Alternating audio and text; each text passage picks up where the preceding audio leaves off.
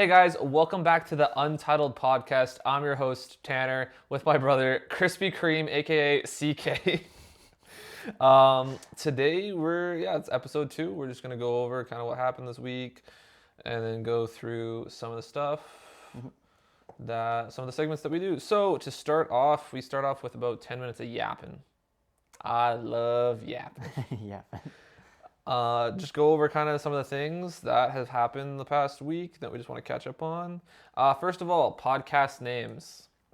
I don't know whether to be impressed or disappointed by the things that we received as submissions for podcast names. My mom went crazy. Thank you, Mom, for this. Couple suggestions. Magic Mike Men. If you know, you know. If you know, you know. I don't think that's appropriate, Jess. Thanks, though. There was a weird thematic around farts. Manic Tendency said smart fellas or fart smellas? Neither. I don't think we talk about farts much on here, so Kiana, we don't talk about farts too much. You smell? You smell funny. You got the ocean. Kiana Log said Valley Farts. Very original, Kiana. Thank you. 2 glasses of milk, and then : you guys dress up as glasses of milk during the podcast. Was this your alternate account? This was not my alternate account. This is a fan submission. Oh. Yeah, it wasn't me. It wasn't me. Jordy from UFV recommended Tank. So it's Tan, the first 3 initials of letters of my name, and then so Tanck. Tank talks. Is that our name now? Tank. Tank. That's our couple's name? Yeah, or alternatively, in front of the lens. My grandpa said T Money Hour. He's very centered on me. T Money Hour, where I just talk for the entire time. You talking about money? Nathan said, don't care about the name, oil up. All right, Nathan, you know where I am. Luke Miller said shooters tell. That's a pretty good one, except we're not really telling too much. Maybe eventually we'll get into some stories, but I don't tell too much about my work stories. My mom said shutter chats, and I like that one, except it's too close to shitter chats. And I think we should steer clear of any misconceptions. She also said digital lounge, which kind of makes up for that. I think digital lounge is a good one. I like that, actually, yeah. I like the digital lounge. Hey guys, welcome back to the digital lounge. Welcome back to Digital Lounge. To the digital lounge. To the Digital Lounge. Hey guys, welcome back to the digital lounge. I'm your host Tanner with my brother Cookies and Cream, aka CK. There we go. Someone said hire me. We're not actually hiring right now. I have this man working, and this guy is trying to work but slowly losing his mind. You can see why those notes. You have so many notes everywhere. Yeah, the sticky notes. How many notepads do you have? Let's do a cutaway to the sticky notes in my room. I have duct tape sticky notes to my desk so they don't fly away. And that's just the stuff I need to do. One viewer said, call it Nikki Geringer after my mom, except he spelled my mom's name wrong. Come on, Keenan, do better. Embarrassing. Venetia Sani, Sermit's little sister. Yeah. 2 guys talking about stupid shit for about an hour. Can we make that an abbreviation? TGT8SSFA1H. That's a lot. The abbreviation's long. And then my mom said through the shutter, behind the image, camera log, digital diary, and Boca Lounge. I'm really swinging for digital lounge here. I like digital lounge. I like digital lounge. And we can get like a little neon sign that says the digital lounge on it. That'd be cool. You're onto something here, Nikki. Thank you for that. So we got some pretty good submissions. I'm leaning towards digital lounge. What I'm leaning towards as well. That's good. I like the sounds of that. Yeah. What else happened this week? We're in our second week of school. I got kicked out of class for the very first time. Whoops. Tell us more, Tanner. I don't want to. It's kind of embarrassing. So my first class was on Tuesday, and it was at 2:30, which is pretty late in the afternoon. I didn't sleep in, but I was at home sending emails until about 2:20, and then I check the time. I'm like, oh my gosh, I'm gonna be late to class. If those of you who don't know, in the first class, the first day of university, you go to your class, and if you're not there, or if you're late, they can give away your spot to someone else who's waitlisted and did show up. So I didn't show up on time. And so I walk into class about 30 minutes late because that's how long it takes me to class.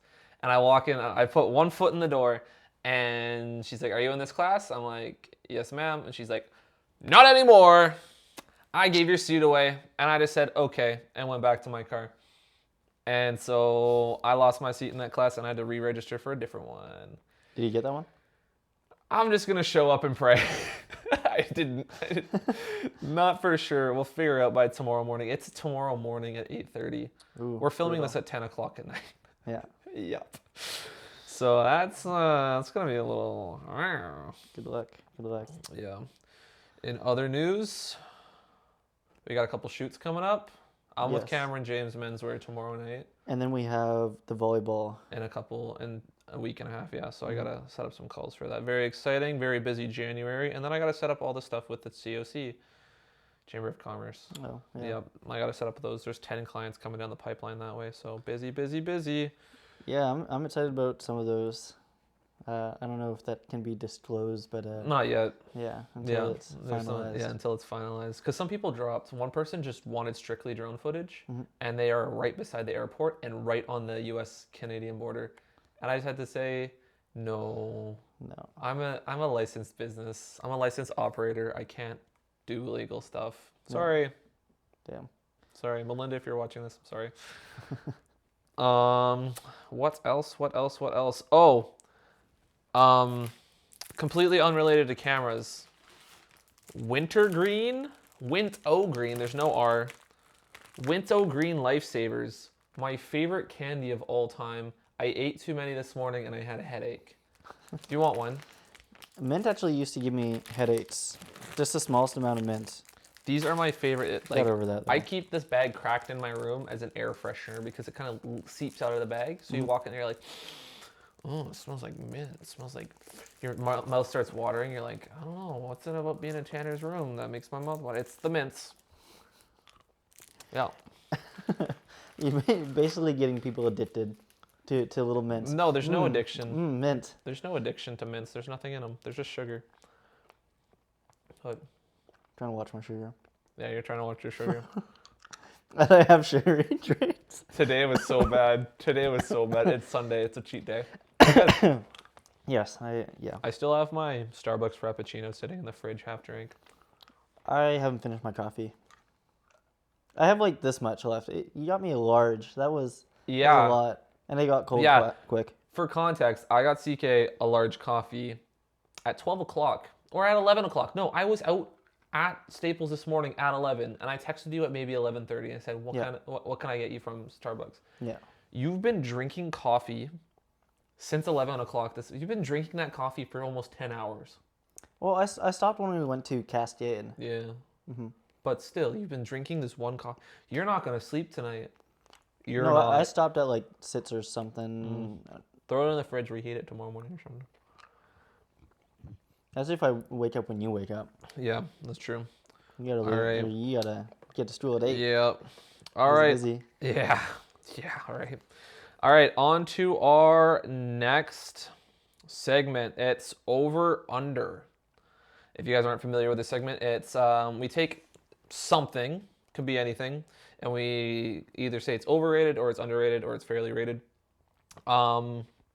Last week we did street photography, sports photography, and product photography.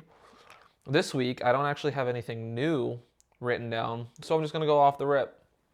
What do we think about prime lenses? These mints are really making like our voices weird. It's like Yeah, that's because I'm pulling. there's like Sorry, shall we finish the mints first before we do the bit? maybe I don't know how distracting this is for real. All right, over under. First things up. Prime lenses, overrated or underrated?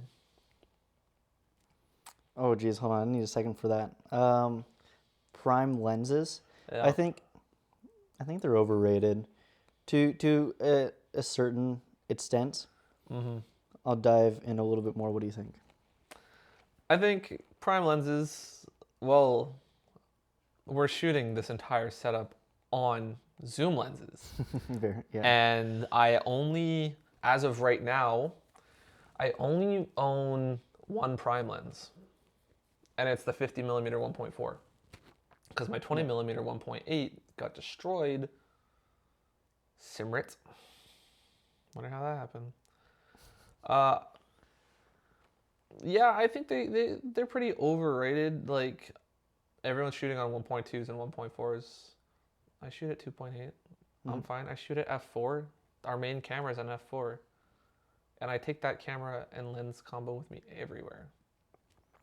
What do I need a 1.4 for? What do I need a 1.2 for?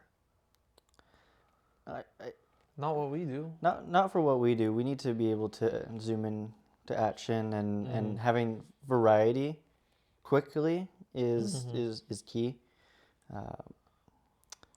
Especially for weddings when we're running around, we don't have enough time to like switch out. Oh, hold on, would be great on a 50. Oh, hold on, this would be great on a 35 or 24. Yeah. Constantly switching lenses, we don't really have the time to do that.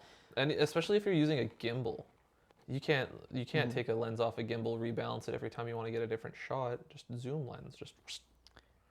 If we're doing like production stuff and we need it to be the sharpest, then yeah, we can justify it. But for what we're doing a lot of run and gun. Yeah. Having said that, I am planning on buying more primes because I want more primes. Yeah. But that's mainly for my personal filmmaking stuff. Like if I'm gonna go shoot a short film or something like that, I want to be able to get that really nice depth of field. You don't always need that. You don't always need a prime lens to get good depth of field. You need to know how to use your camera lens. But shooting at nighttime, shooting in low light, that's where they kind of pick up. Like on these cameras, we got dual ISO, so even then we can shoot at 2.8. But yeah, I want to invest in some primes. It's just not a priority. The lenses you're looking at though, that's like you need a crew. Someone for follow focus. Oh, you mean the anamorphics? Isn't that the ones you're looking at? No, I was looking at them, but that's not what I'm talking about. I can do just fine with a spherical lens. I can do just fine. Like a Sigma 24 to 1.4. I can do. Like I want to have a 24. I want to have a 35. I don't really need anything above 50 for filmmaking. A 135 with a macro. Those come in handy for macro lens is a whole different thing. Yeah, you can't really get a zoom macro lens. They don't really exist. I think there's like a 105 and a 135 macro that are really decent. But they're primes. They're not zooms. Oh yeah, not zooms. Yeah. No. Yeah, definitely overhyped and overrated though. Overrated. Yeah.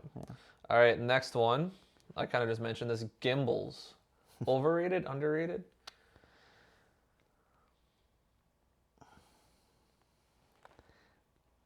I'm just trying to think, like in the sense of for video, definitely properly rated.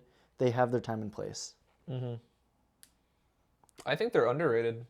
You think so? I think gimbals are underrated. I think being good on a gimbal can go unnoticed. Because when I watch all those car edits and stuff and like the hyperlapses, you need to know how to use your gimbal properly. You have to have the settings dialed in. You need to know like what kind of movements you can do and how to do the movements.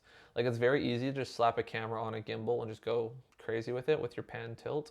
But once you get into FPV modes, once you get into 3D roll modes, that's where it gets like your skills kind of peak there. But a lot of that goes unnoticed. You know, now that you say that, working with a lot of people this last year, you can see the difference in people's work in gimbals. Yeah. You can tell who knows how to rock a gimbal, or who's even like familiar with gimbal settings. I know if you have your sensitivity a little too high and you turn even the slightest, you're off to the side or off to the side. Or people who don't do like the ninja walk, and then you get this like it's smooth side to side, but it's like this classic ninja walk. Yeah. I know. I actually filmed myself tonight at Jam shooting the videos, and I'm like, I want to see what my ninja walks looks like. Or like I'm backing up and I look over my shoulder and I can see myself in the mirror. I'm like doing the little ninja walk. I'm like, yes, I look so good right now. That could also be like, I wonder if that's the next one. glide cams is that?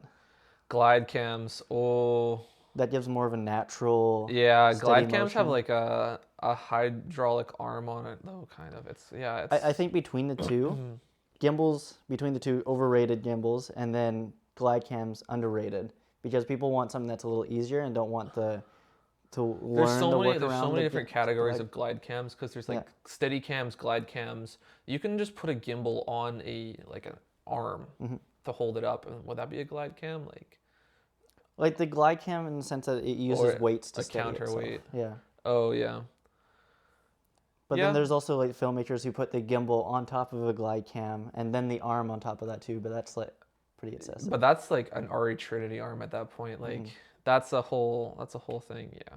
But I think just like I used the RS2 Pro tonight and that was more than enough, especially with a mirrorless setup. Like the reason I got it is to have big rigs on it, but we just throw an A7S3. And then if you do that with gyro flow, it's going to be super smooth, overly smooth. Yeah, I don't gyro flow any of the data off of these cameras. No? I mean, other than like GoPros for your GoPros. Drone shots, but or even the drone shots themselves, like when I fly the Avata, you just take the raw data, pop it into gyroflow, and it's golden. But yeah, gimbals definitely. I think they're underrated, and a good gimbal user will go unnoticed by most. That's kind of what it should be if you're using gimbals. So yeah. Yep. Next up, we have 2 more minutes. That's perfect.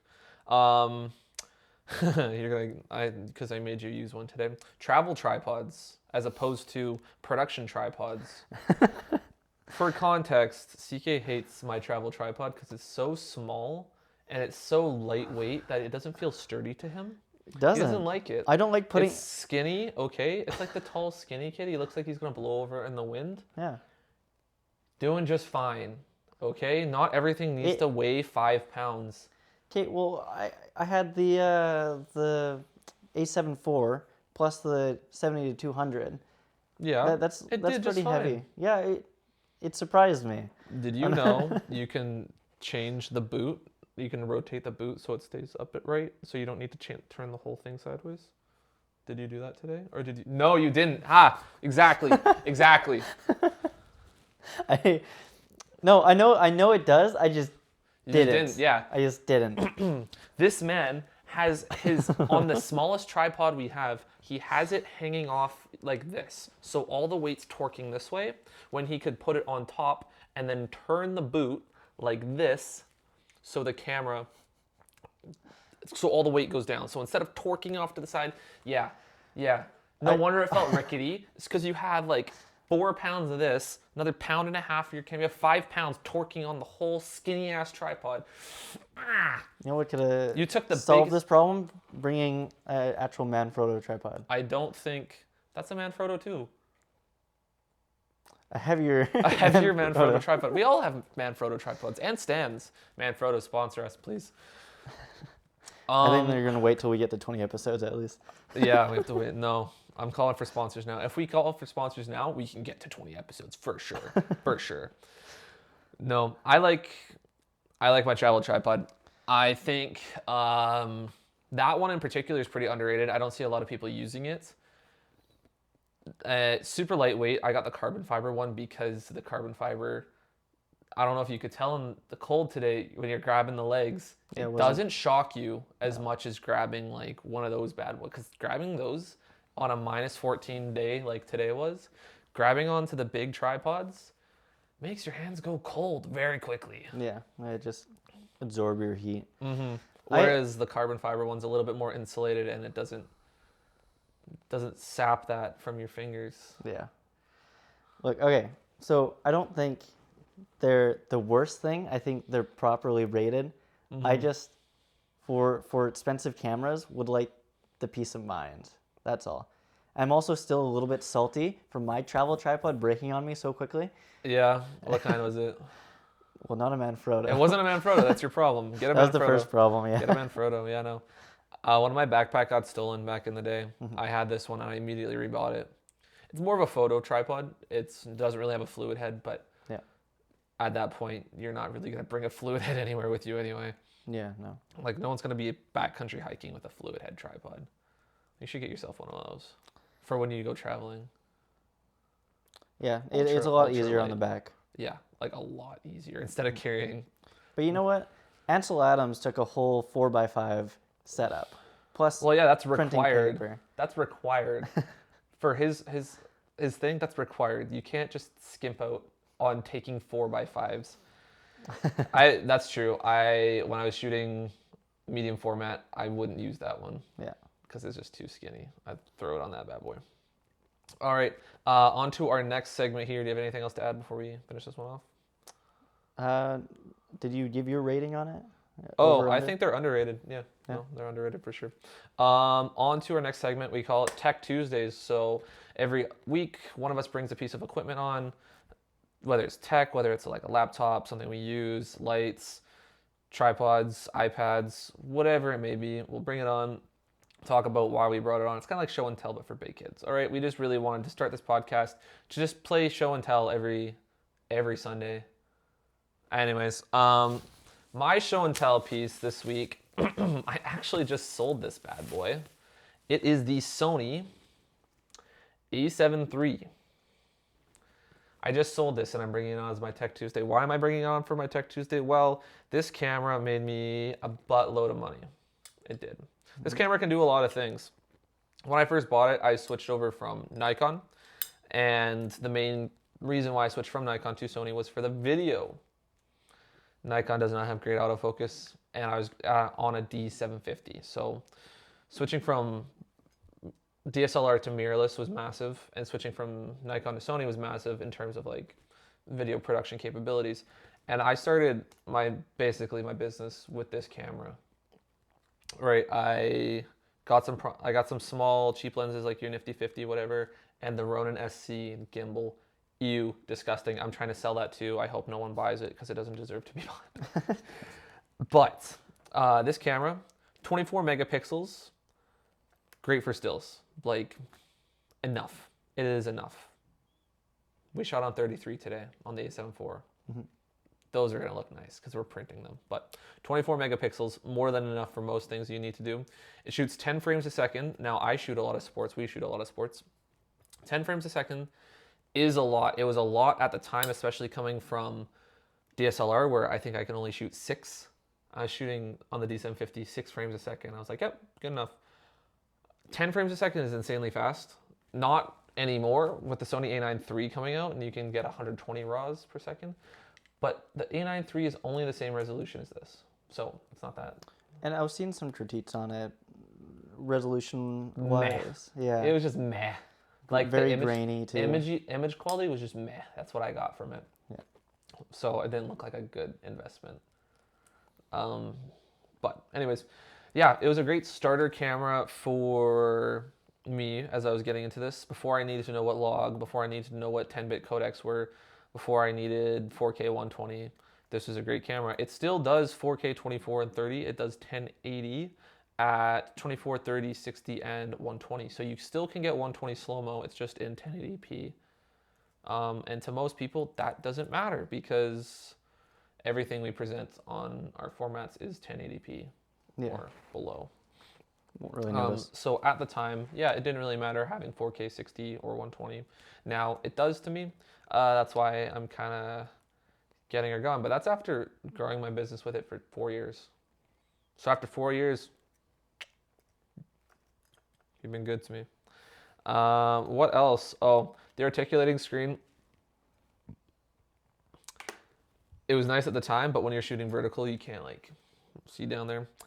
But no, it was a good camera while it lasted. I'm missing the eyepiece. I pretty much have had a cage on it this whole time. But yeah, when this thing was released initially, it was like revolutionary. Because coming from, I know you had an A7, right? It was just an A7? No, I had the A7 III. And then you had the A7 III, and you still do. Before you had the A7 III, you had the A7. No, A6000. It was just the A6. It was just the A6000. Yeah. Like when I came over when we first started hanging out, that was the A6000. Yeah. Oh, I thought it was like the A7 I or something. Yeah, no, I've only just had those two cameras. Oh, okay, yeah. No, when this was released, like, it was an absolute game changer. Mm-hmm. This was like the first proper mirrorless camera that was released, because before that it was the A6000, the A7 the A7 II. Those still felt like toys. Yeah. Like even touching them now, I'm just like, ugh. And if someone's like, "Oh, what's a good new camera to get?" I will not recommend them anything younger than an A7 III. I just won't, because there's so many good cameras between Nikon, Canon, and Well, for Sony now. maybe professional work, some of my best shots that are in my portfolio for products are like A6000. Yeah, but how many lights did you have? That's dependent on the photo. Yeah, exactly. But, yeah. You also went to film school. Yeah. Yeah, so.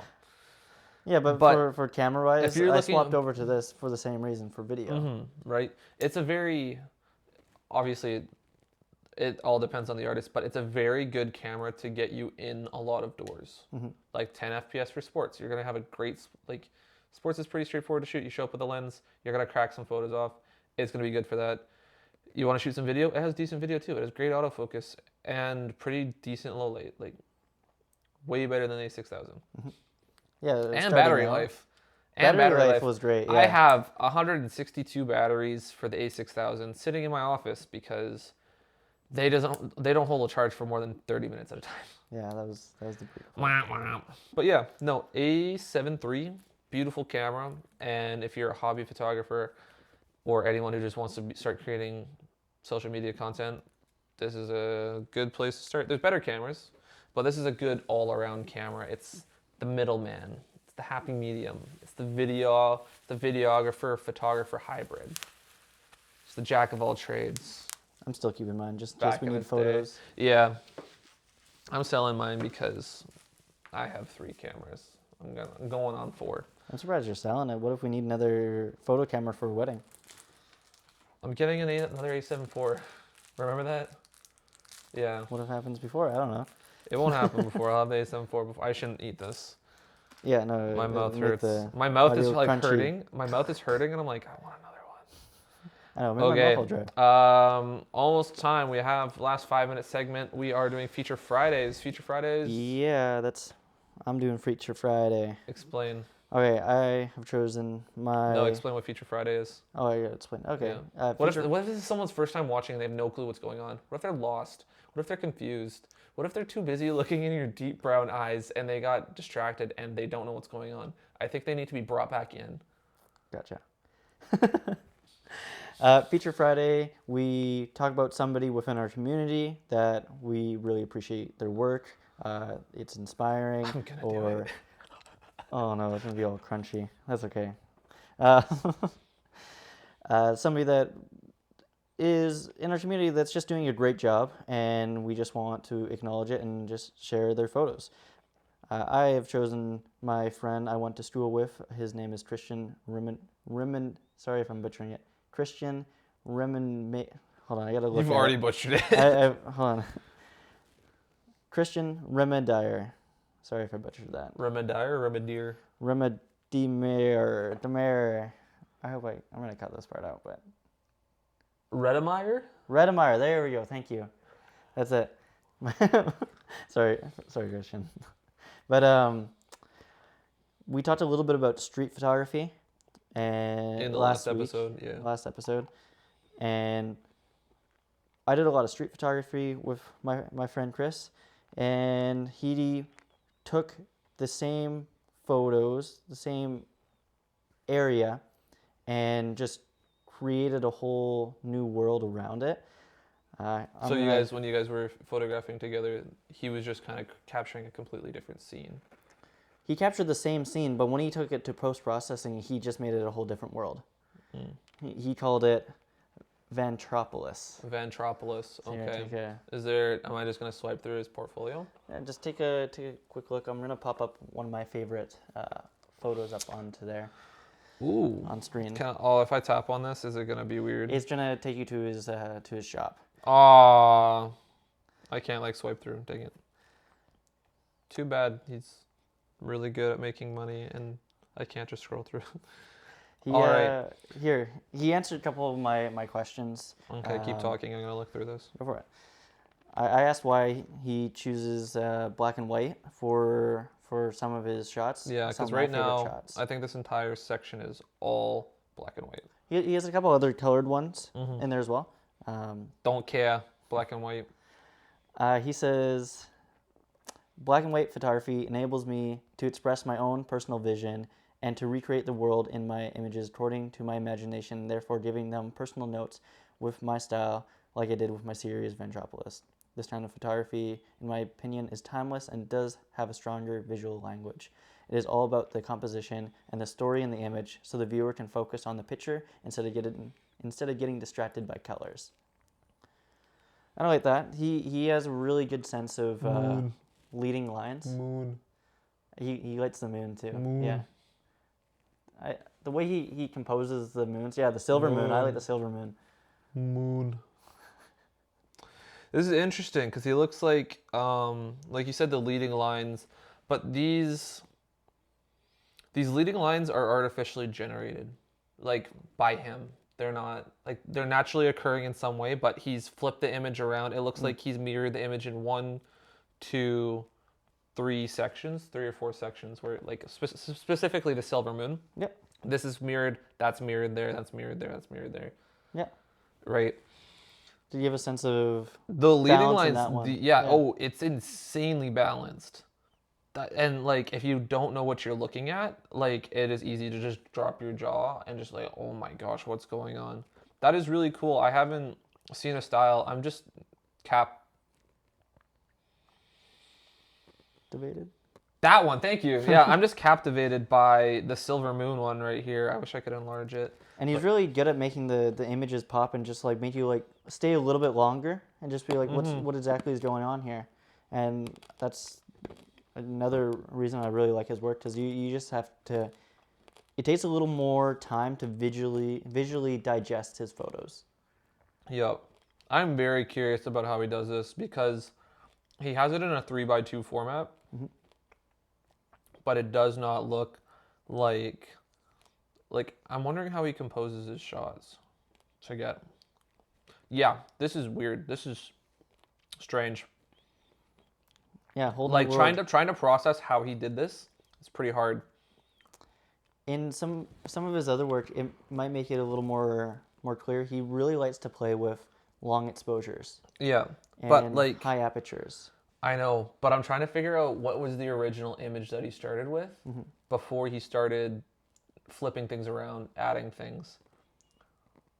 You know what I mean? I think that's what also makes a great photo. You're just like, how's it done? If people are like constantly thinking, how's this done? Yep. I'm going back to Silver Moon. Yeah. I'm trying to figure out what the original composition looked like before he took the photo.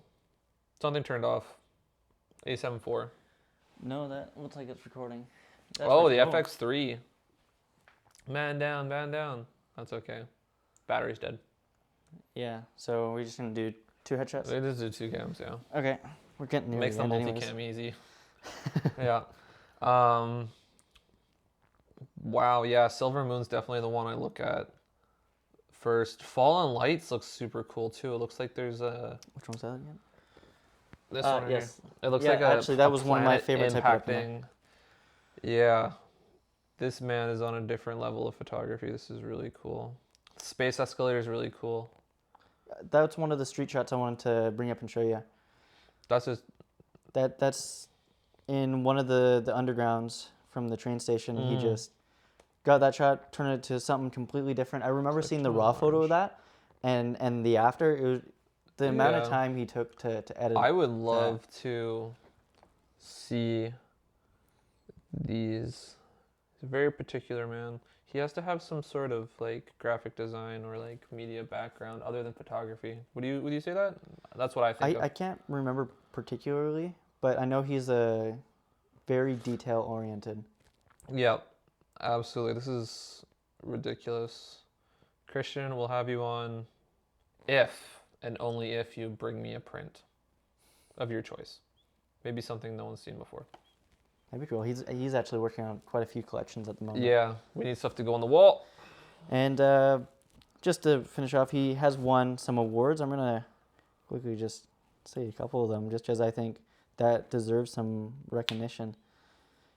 Was named Commercial Photographer of the Year by International Image Challenge ICC 2021. He's also been nominated as one of the finalists for the prestigious Photographer of the Year 2020 in BC.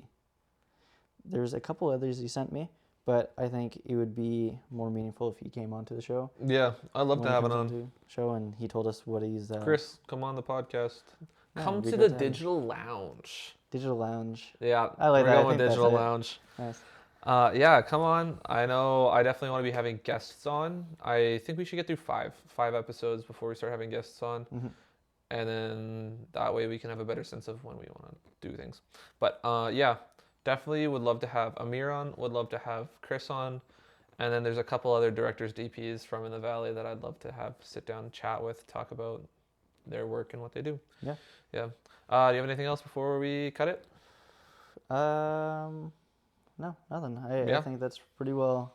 Bada bing, bada boom. Got it done. Things, yeah. 37 minutes and 8 seconds. Fantastic, guys. Thank you, everyone, for watching. If you haven't already, go follow Valley Films on Instagram, valleyfilms.ca, and give a sub down below on the YouTube because we love making these. We want to do it full time. We are doing it full time. We're doing it full time, but doing more combos and talking to the community would be great. Yeah, engaging. I want to be engaging to the community that we're in. Yeah. All right, awesome. Thank you guys. Take care, and I'll see you in the next one. Everyone. Deuce.